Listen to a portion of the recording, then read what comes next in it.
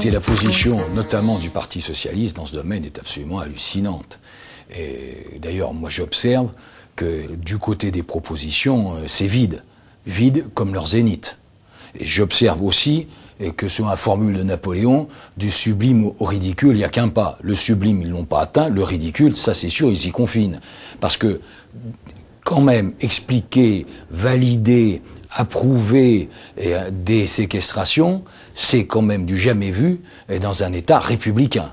Non, encore une fois, nous avons dans la majorité au gouvernement une position modérée, nous partageons les préoccupations bien compréhensibles en situation de crise, mais nous disons simplement les séquestrations, qui d'ailleurs, je vous le fais observer, Monsieur Tabar, et vous êtes un observateur attentif, ça ne vous a donc pas échappé, c'est que les personnes qui sont séquestrées sont en réalité très rarement des patrons, ce sont en réalité des cadres qui sont aussi concernés par la crise.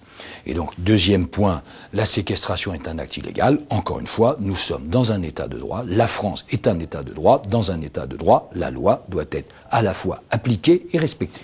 Aujourd'hui, vous avez 7 millions de personnes qui travaillent ponctuellement le dimanche, 3,5 millions de personnes qui travaillent tous les dimanches. Ce sujet, il faut l'aborder calmement, il faut l'aborder sereinement. Je dis une chose simple, ce n'est pas un débat en catimini.